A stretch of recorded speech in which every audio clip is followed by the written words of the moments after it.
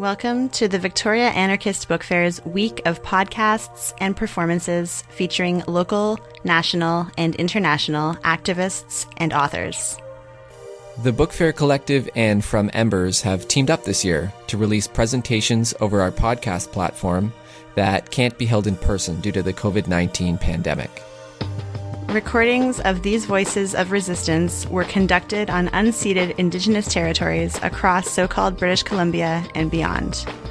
For more information about the book fair and a full schedule of online events this week, you can check out victoriaanarchistbookfair.ca. Listeners in the Victoria region are encouraged to visit Camas Books at camas.ca for anarchist publications and more. Thanks for listening. The Victoria Anarchist Book Fair Collective would like to acknowledge the interview you're about to hear with John Zerzan took place simultaneously on unceded Lekwungen territory in so-called Victoria, BC, and on traditional Kalapula lands in what is now called Eugene, Oregon. Thank you for attending this special podcast interview with John Zerzan, author of numerous publications exploring the pre-modern dimensions of our being. My name is Alan Antliff, and I'm privileged to have this opportunity to ask John a few questions related to current affairs in the United States and globally. John, I'm sure I'm not alone in wondering what your take is on the political situation in the United States. Well, thank you, Alan. Thanks for this opportunity. Well, I think, on the electoral level, that's the dominant, that's what you get 24 hours a day down here. But in its way, I think it parallels the decline of everything else, everything more basic than that even. So, a lot of things are just up in the air, I think. They've spent already over $1 billion on this election year campaign, and it's just remarkable. And I was thinking of this yesterday, way back, and I'm sure that was 2004, I think it was Bush versus Kerry. It had to have been, because I remember some people were saying, gonna leave the country if Bush is reelected, gonna move to Canada. Probably nobody did that. But anyway, there was this house I used to bicycle past, festooned with all these very vehement anti-Bush signs, yard signs and so forth. I mean, this is a liberal college town. It was very anti-Bush, Anyway, Eugene, Oregon. Yeah, Eugene, Oregon, right. So anyway, it just struck me that Bush is now, by these very same people, looked on very favorably. I mean, after all, Joe Biden is really a moderate Republican, so why not? The whole thing just keeps sinking, and I don't know, it just seems to be more stupid all the time, and they need to spend more billions to make the sorry con job even work. And yet we still don't know. They keep saying, oh, there's such huge interest. Well, we'll see. But what is the political situation? Of course, there's so many things going on, and there's so many restrictions going on. It's hard to figure out what is ongoing or what is becoming ascendant or not. That's a big question. Well, we have that eruption of activism, anarchist activism in Portland, which you're not too far from. Can you tell us more about that? Oh, yeah, that's really incredible. Yeah, that's 100 miles to the north here at the other end of the valley, Willamette Valley. 90 consecutive nights, 3 months. That started after Mr. Floyd was murdered by the pigs, and it has not let up. They've declared it a riot, I think, 20 times out of these nights. It's a battle every single night. It's really something. It's so encouraging. It's just so inspiring that people just turn out. And they drove Trump's federal goons out of town. They tried to crack down. Well, that wasn't working too well, man.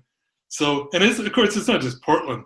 This past weekend, Denver was a real site of resistance, and many other places, which I'm more aware of Portland, of course, but that's just been pretty awesome.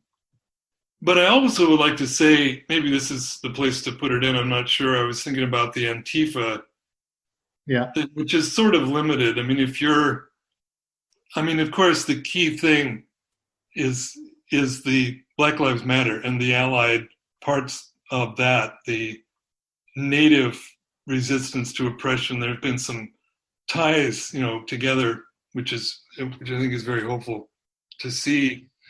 Anyway, it's just you think, well, it's going to fade away. You can't be out there in the streets every night.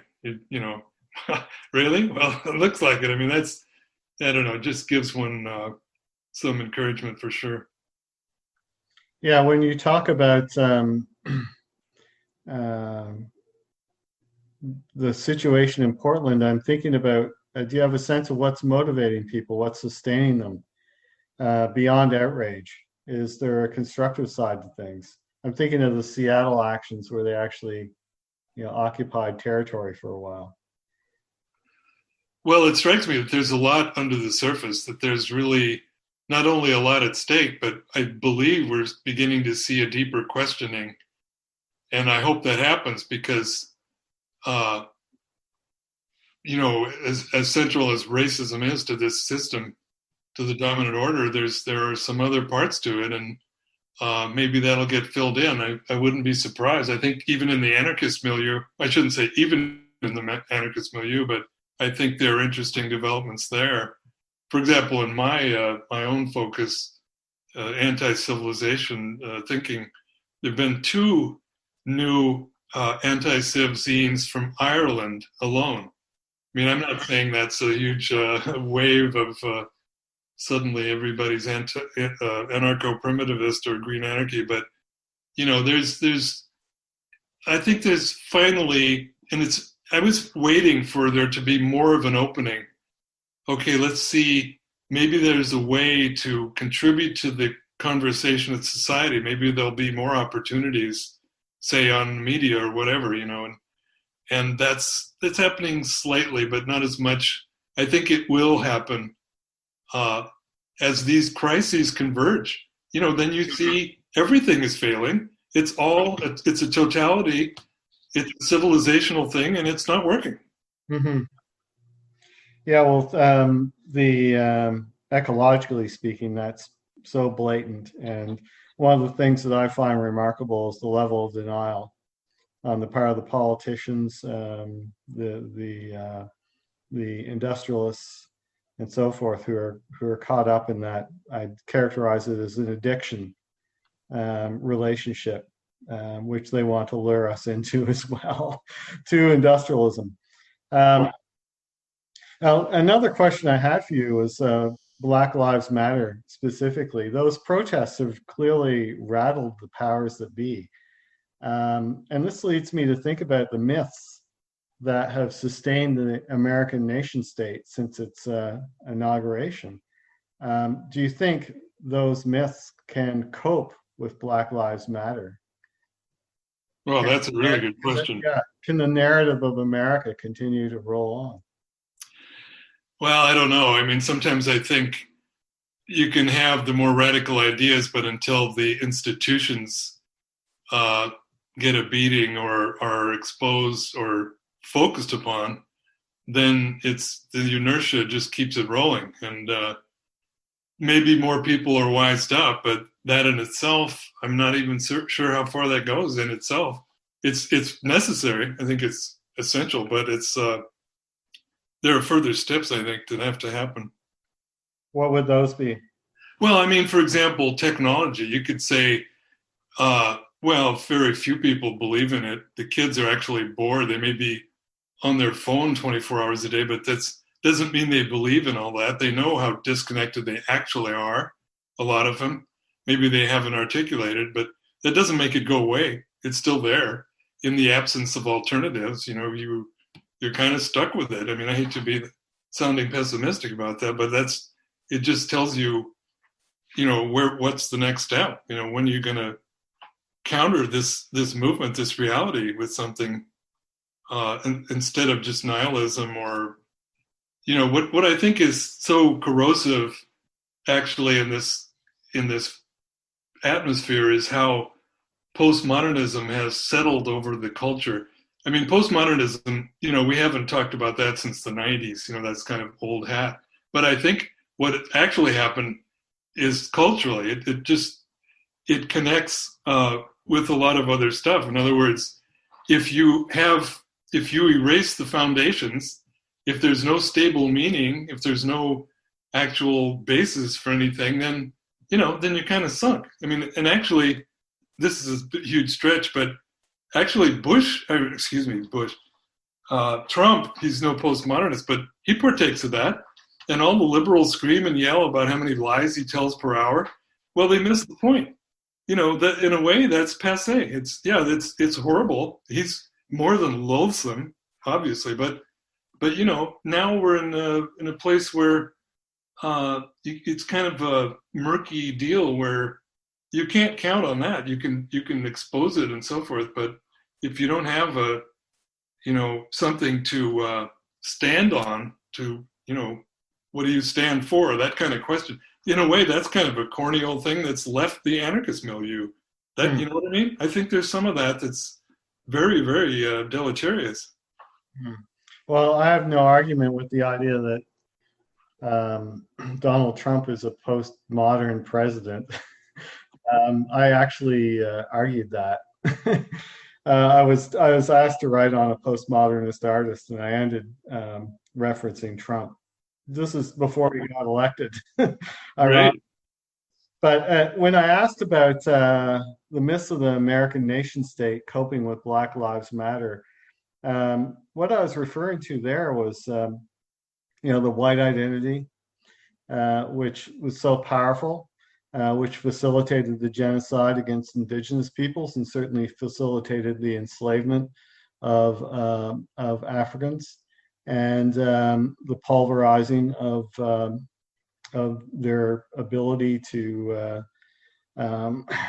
literally sustain themselves through various brutal measures that were directed, and the way in which that whole relationship of oppression, it just rolled on and on and on, and here we are at this moment in the history of the United States, where many people who might have been co-opted into the mythos of America in its white sense are self-consciously rejecting that, are affirming the truth that Black Lives Matter, and simultaneously engaging in protests and everything that are questioning the mechanisms of oppression, from the police to the prisons to the state itself.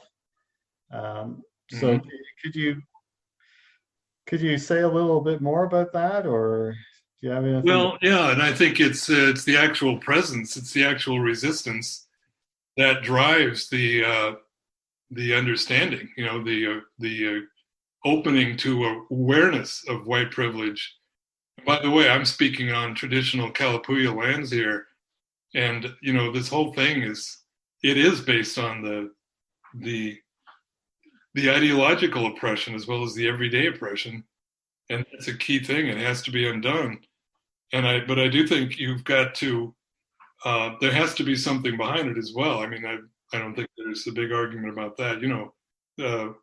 Okay, that's one idea, but you look around, as with anything, is there some, what makes it real? What makes it even respectable? Well, it's resistance, and we're having that. So it's, that ain't going away. And that's what's required. Yeah, and I think we can be somewhat hopeful about undoing this. It's at the core of this entire project of the United States, for sure. Yeah, resistance to transformation, solidarity, a disintegrating of the racializing, bigotry, and so forth. Now, many know of you as a theorist, but you also have an activist history, and that's not often talked about. I was wondering if you could describe some of the projects you've been involved in over the years and just flesh that story out for people. Well, I was very active in a housing co-op here in Eugene in the Whitaker neighborhood for 15 years, mainly in the 90s. And that was a really, self-managed thing. And I learned a lot from that. I wasn't expecting to. And so I was very active in that. I was very involved in that. How did that co-op come about? Well, I was actually living in a communal household right across the street, and I wasn't even aware that the ensemble of those buildings was a co-op. Somebody said, "You ought to apply to the co-op," and I look out the window. What co-op? What are you talking about?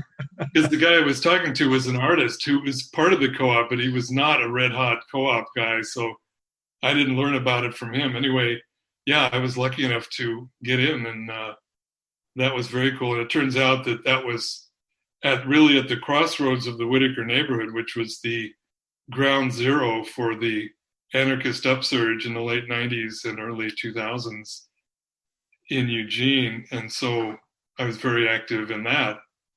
Could you say a little more about that? Because it's within my history and yours, but some people I'm sure aren't familiar with it. Right. It's ancient history already for some. Well, it was, one thing that one could see about that was, and this did not occur to me either, but the importance of a physical space, of a place to come together. And I think, that's why Camus Books is so important, I would say. Anyway, that just was really a cornerstone. It was there for a little while, and it was called Icky's Tea House, and it was kind of a warehouse. It was lasted for about 4 years and had all kinds of stuff. It helped homeless people, had a free bike repair place, had a library, and so on. It had a lot of punk shows there too. And what happened, the main thing that happened was at this time from the mid 90s on, there was a lot of forest defense out east of here, especially tree pits. That was very, very strong.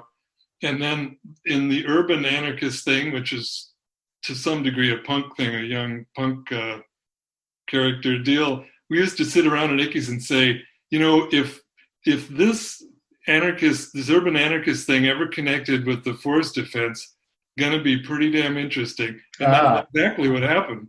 Partly because there was a place like Icky's where people could come down from the forest and hang out there, and things took off, man. And June of '99 was a 4-hour riot that had the cops on the run for hours. It was unbelievable, out of nowhere. But these things never come from nowhere. I mean, that had to do a little bit even with the Unabomber phenomena. Anyway, 6 months later was Seattle, and they used to say, the horrible rioters from Eugene, the Eugene anarchists, are going to come to Seattle and mess up all of our plans, for the protest. That's kind of what happened. So that was exciting days, and that went on, as I say, from the late 90s into up to 9/11, let's say. Mm-hmm.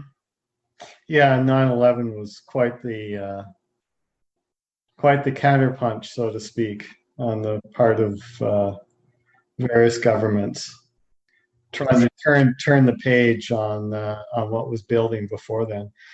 Could you say a little bit more about the link between the urban anarchist scene and those who are defending the forests? Well, they realized urban punkers were not much in the woods, that nature wasn't their thing. So you didn't expect that, but these were all young people, as these things usually always are. And they had a similar hatred of authority. And they decided to push on it and get out in the streets. And there were all kinds of things going on. It was quite amazing. It was so vibrant for a little while. Mm. And I'm all the way back from the 60s. I came of age in the 60s in Berkeley and San Francisco.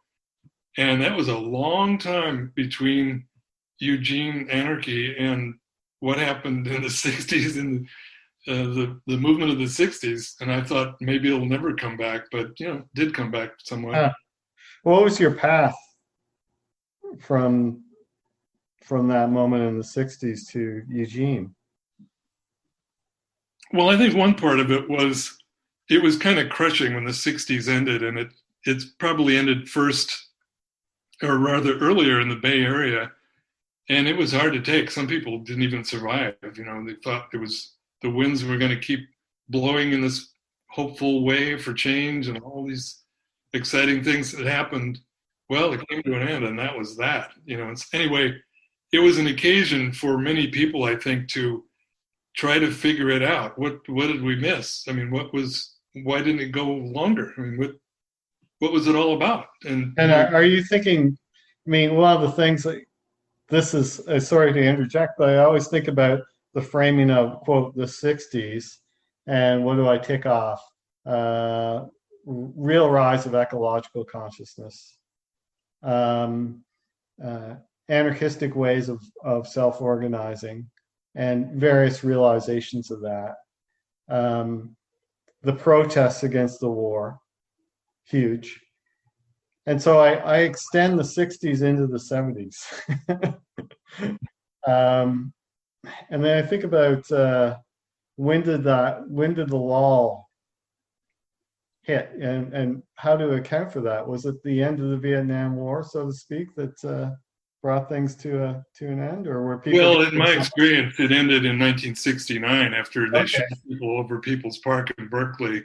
Okay. And I mean, the other stuff, the 70s to me was est and these dopey groups for middle class people. That was nothing like the 60s. Because I'm talking about resistance, actual. Yeah. So that's my personal, my own history of it. But oh yeah, well that's what I'm interested in. That's why I'm asking you about it. So there's this new age, like we could call it, yes. wave in Berkeley that kicks off really early in the 70s. Yeah, but a lot of us, I don't know who all this would be, but a lot of it found that just dreadful. Just a lot of the crap you get when the battle's over and you lost and you have this dumb thing. Anyway, I'm sure that isn't being fair to it in general, but I mean, it was very hard times. It was, like I said, some people couldn't survive. The movement was over. The war was lost, period. And for people that were involved more or less at that level, then of course, if you weren't, and it was more a lifestyle thing, then fine. You find interesting things to do in the 70s and whatever. But I think more about the punk thing that came 76, 77 when that broke out in England and here, of course. And that was, some of us thought that might actually jumpstart the movement of the 60s because it was very, very hostile. It had a hell of an edge. Everybody knows that. But absolutely. But it was so nihilist. I mean, I knew kids, they were just dropping like flies. There was ODs every week, people I knew, and they were just dying of heroin. And, just, there were some positive things that happened, but overall it was a desperation, plain and simple. There was no connection to the 60s, really. Mm-hmm. Well, I think of, it's good that you brought that up because that was in this third place called Canada. That was my conception of the punk scene in the United States, that it was very, it to some degree, they didn't quite catch on to the anarchist politics that were animating groups like Crass and so forth, or up here, Dead on Arrival, the connection with the Vancouver Five and stuff like this. There was a much more political and constructive side to punk that to some degree was missed out in the US. I'm sure there are people that say that isn't true at all, but what you're talking about sounds, it rings true to me in terms of the nihilistic thing. Yeah, the music. I mean, the bands that we hung out with, they were completely negative. In fact, one of the most popular ones was called Negative Trend. I mean, they were all, they despised everything. And I remember once or twice, there was this Filipino supper club, the Mabuhay Gardens on Broadway in North Beach. It became the punk headquarters. All the bands played there. Well, it was on Broadway, and if you continued up Broadway, you're on up on Pacific Heights, where all the rich people lived, where Nancy Pelosi lived before she became more famous.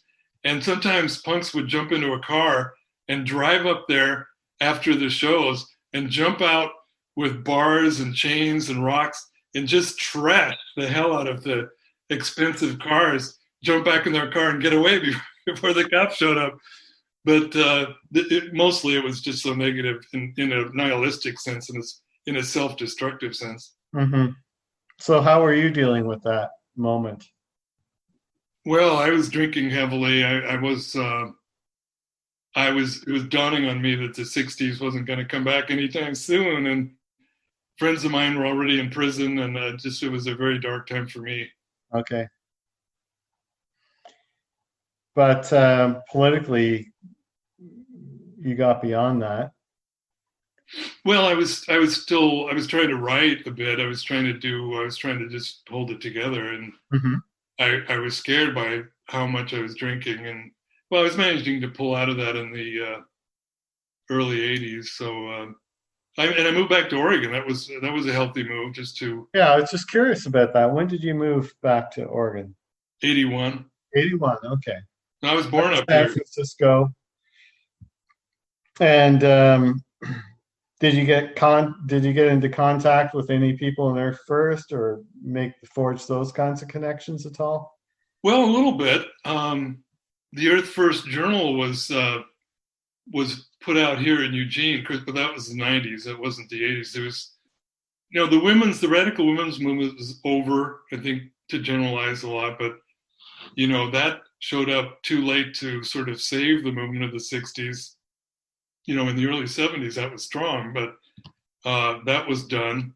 So there were no social movements that I could detect. So I had a lot of time.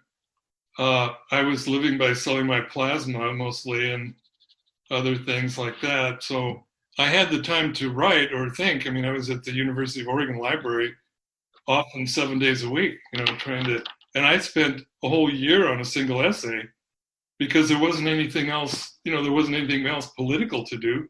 A lot of pacifists here and all the usual liberal crowd that I was not interested in at all. So in a way, it was lucky for me, to be able to, avoid some of the things and just, kind of still be a sort of 60s person minus the 60s, just outside of things a bit. Uh-huh. Okay. So your activism turned to writing. Yeah. And then you started contributing to the Fifth Estate. Right. From the mid 70s on, that was a lifeline. Mm-hmm. Also the journal Telos, the theory journal. Yeah. They didn't like what I wrote, but they often published it. So I had some connection. Mm-hmm. Mm-hmm. And then Anarchy Magazine. Definitely. So in a way, that's a different kind of activism. It's sowing seeds of thought, critique, insight, and so forth, and supporting in the case of the Fifth Estate and Anarchy Magazine, two self-identifying projects, publishing projects, which were anarchist, which in turn fostered a very rich network, and percolated ideas, and ideas, as we know, lead to action. Mm-hmm. So, as Adorno used to say when he was criticized in the 60s for it's time to drop the theory, it's time for the action, mm-hmm. He pointed out that theory is action. Mm-hmm. You've got to, that's the part and parcel of it. You can't do without it. Mm-hmm. Mm-hmm. We got to know where we're going to get there. Yeah, there you go. What to avoid. Mm-hmm. So the involvement in the housing co-op, I visited the anarchists in Philadelphia, and they own a whole bunch of places. You really see how that kind of, just to control the basic need like that, right? And form a base, as you're saying, also with the cafe you're talking about, having a social space in Eugene. That's where things can happen. It frees people up from the scramble of trying to figure out where they're going to live, for example. And so it's important to be involved in such projects. Oh, yeah. How are you contributing to the co-op? Well, I was sort of the chairman of the House and Grounds Committee for most of those years. That was fun, just to general work and projects that we had. And yeah, it wasn't an intentional community. Right. I mean, Nikki's Tea House, that was an anarchist punker thing, it wasn't, but so there were various kinds of people in the co-op and the EBHC, which made it interesting, and I learned a lot about the way women operate. I mean, there were a lot of single parents. They weren't all single moms. At one time, I remember we had 3 or 4 single dads, among other people, but just working, meetings, just the run-of-the-mill stuff that you do to run the co-op. I began to notice much more, in a much more practical way, a real way, the differences. So often men are jockeying for some competitive position, even when we're not even thinking of it. We're doing it unconsciously, maybe. And well, you see, I would, to generalize a lot, but I mean, women like to get things done.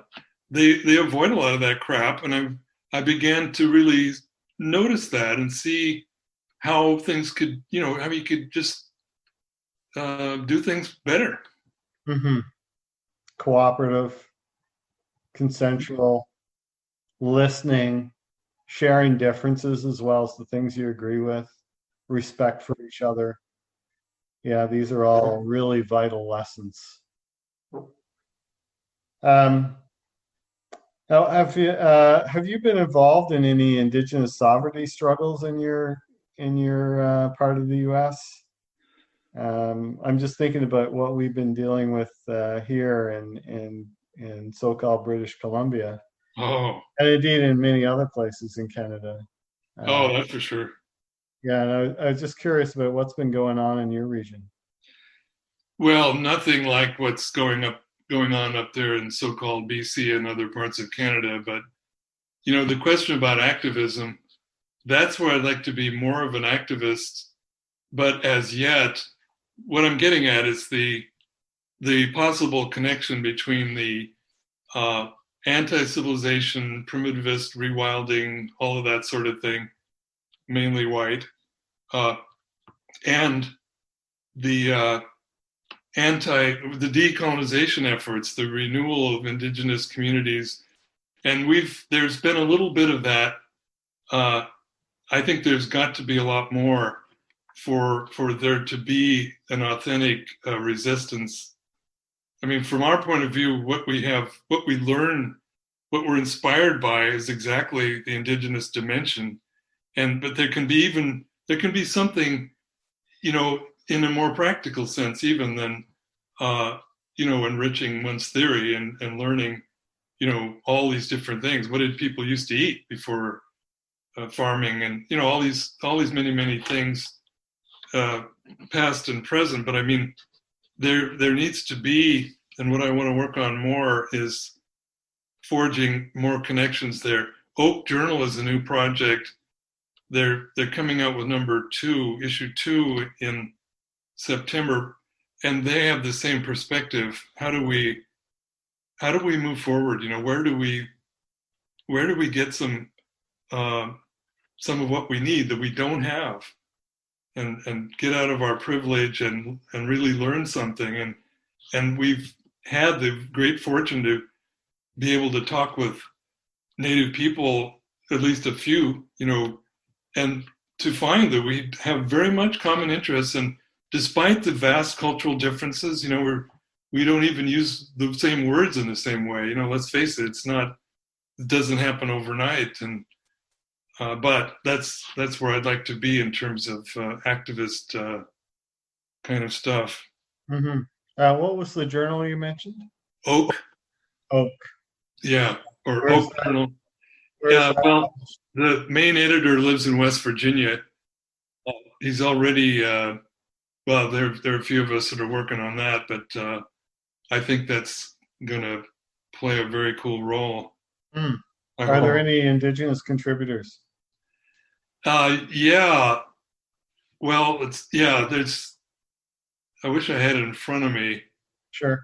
It's a little bit more than some anarchist projects, and maybe not enough, but the effort is to have more inclusive reach and not just be satisfied with, well, we've got our little anarchist niche, our little sandbox.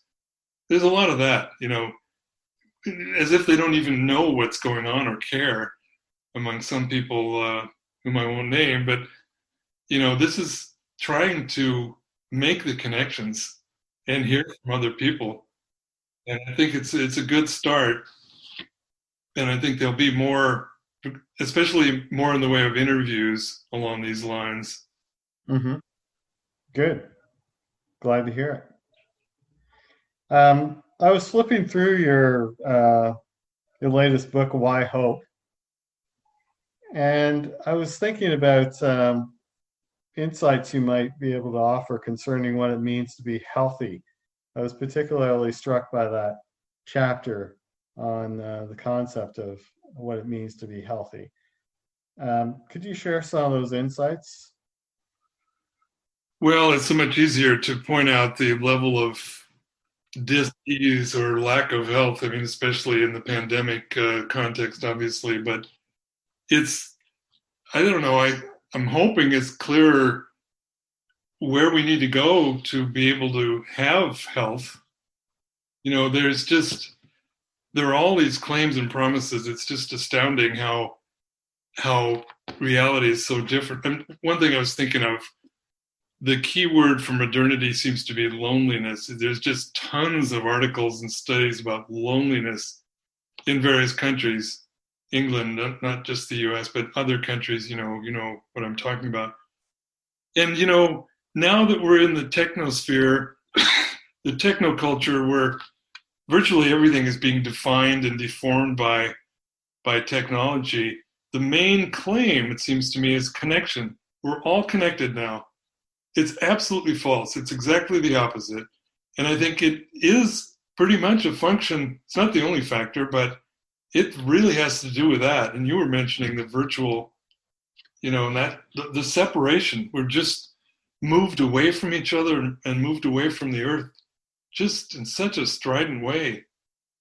There can't be health without that being reversed. And now everything, well, especially now, but of course this was moving forward fast, well before the pandemic conditions, telemedicine and all these different ways to be remote and detached and separated. And all of the way the technology is filling in the things that we used to know how to do, the de-skilling that's going on, we're getting displaced by algorithms and AI, although artificial intelligence is not nearly what they often claim it can do. But, it's just becoming a ruin and a wasteland more and more. It's just, galloping along. And that's got to be addressed more directly, I think, the actual role of that. Kids don't go outside anymore. Direct experience itself is disappearing. Really staggering stuff. And there won't be health until you do something about that basic thrust. How did it get this way? What's going on here? Yeah, well, I imagine the things that you're talking about as unhealthy are very much, as you're suggesting, cantilevered around saturation, technological saturation, and a postmodern displacement from the reality that's just outside your door. Of course, going around the world, I don't see quite the same intensity of alienation, structured alienation, say in a village in India, for example, and I speak as someone who's been there recently, as compared to North American cities or villages and towns. Could you talk about that a little bit, the disjuncture between the technocentric, industrialized heartland and the so-called periphery? Oh, I think I'm really glad you brought that up, Alan. That's really, it's such a clear distinction. We talk about community. Well, there's no more community in some places. In other places there is. I've been to India a few times myself, and there is community. There's a connection. There's the human touch. There are all these things that are being replaced with these substitutes, and people, of course, driven into the cities more and more. I mean, all of it, and that's what underlies the so-called development. I mean, you can't breathe the air in so many parts of India. I think it's even worse in China, although I haven't been to China. But this is the way it goes. This is the price, and it's becoming just intolerable. It's when I was in India, and I was a few times, but I mean, what took you there? What took you to India? Well, as a matter of fact, it was technology. There was a guy who was just kind of surfing around, and he ran across some stuff I wrote, and he, friendly chat. He probably never chat with the guy again, and he said, "Well, you should come over to India and speak." And I thought to myself, well, that'd be cool, but that'll never happen. I don't have the money to do that. Well, it turns out he was a very famous musician, Ravi Shankar. Ravi was a big rock star. He had the number one album in a country of 2 billion or something. So I mean, extraordinary. Here, you and your wife. He brought us over 3 times. Well, my Alice didn't go the 3rd time. It was just too hard to take. But so I was met up with other, quote, primitivists over there. And it was just a total fluke. I mean, it was just the generosity of this guy who was well aware of what was going on. Well, that's mutual aid for you right there. Right. Yeah. At its finest for me, anyway. And where were you in India? Mostly Delhi. He lived in Delhi, but we had some speaking tours, a few of us, Mumbai, and then even on one of the trips, we even got way down to the south in Kerala. And beautiful part of the world. Oh, isn't it? I had no idea it was so green. Delhi in the north is dusty. And I know. Yes. Yeah, I remember that. Yeah. The contrast is quite something. Yeah. Did you meet Vandana Shiva at all? Or? Yeah, we had an evening with her, a few of us, and a filmmaker friend.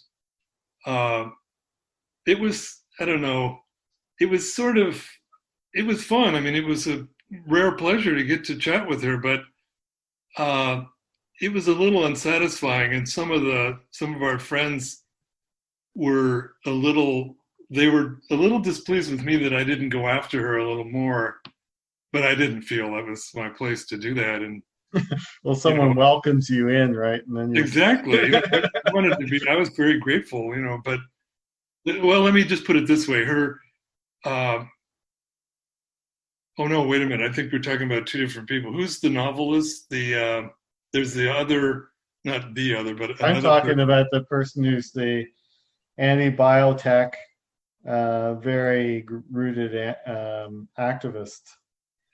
I'm sorry. No, I was thinking about the novelist. Why can I not think of her name? Very well known. Anyway. Probably because we didn't know we'd be talking about India. Well, thanks for the I apologize. Oh, no, we got off on that. Yeah. Well, this person it doesn't matter, I guess, what the name is, but she wrote, in fact, she gave lectures in the U.S. called Leave the Bauxite in the Mountains.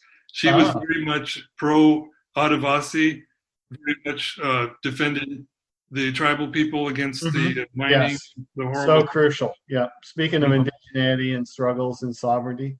Exactly. Yeah. And I bet we'll both come to think of her name. But anyway, what she didn't come down with, I mean, the question is, the critics would say, okay, want to leave the bauxite in the mountains? Well, say goodbye to industrialism. And for some of us, yes, exactly. That's the point. But she kind of always avoided that. She didn't really mean leave the bauxite in the mountains. So anyway, very, very cool person and very, very brave person. Her life has been at stake. Yeah. These mafia types who defend the mining development, not to mention the government. Her life was in danger, and a small person who's really put it on the line.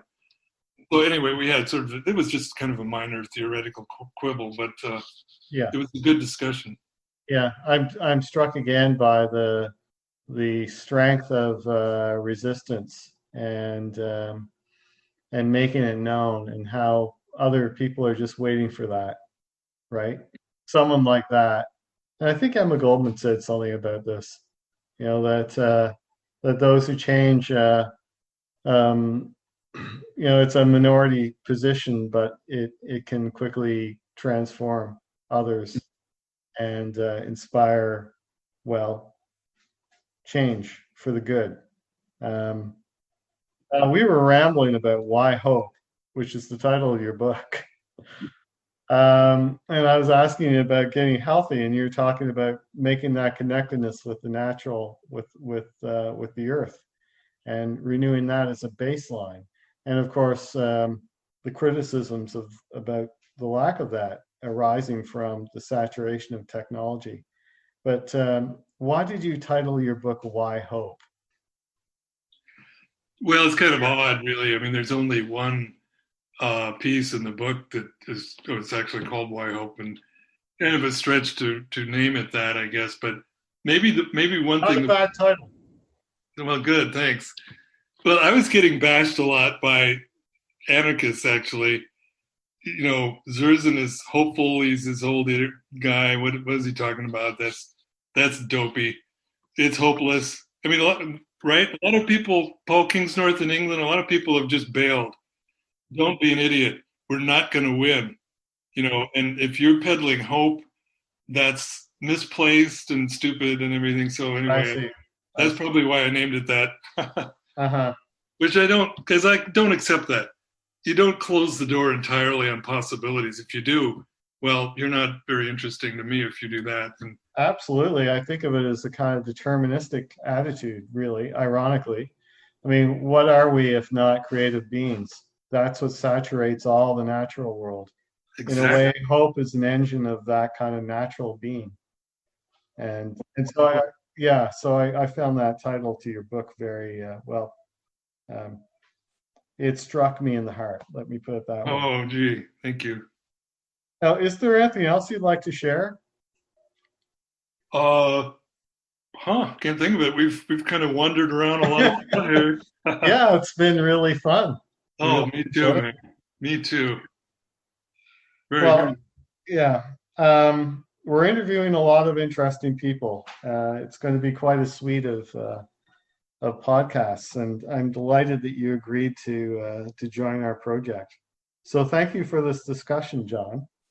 All right, thank you.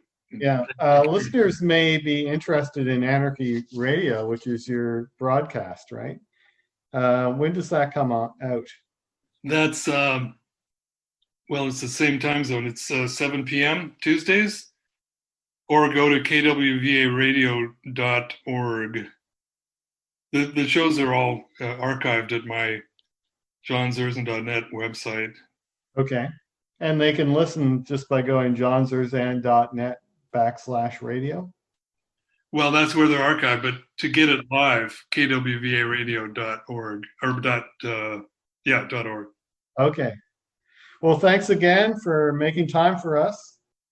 Wow, great. Be well, my friend. Yeah, for sure. Let's keep in touch. Ransom notes. Anarchist and anti-authoritarian music podcast. That's going to come out every month. Ransom what? Ransom notes. So what's your ultimate goal, I guess, in this? Yeah. We out for the proletariat. Rising up against the oppressor. The attitude that you see in hip-hop. Let me give you a sample of some of the lyrics that had some of the older ladies among the stockholders white with dismay. Go to ransomnoteshigh.libsyn.com or get them from the Channel Zero Network.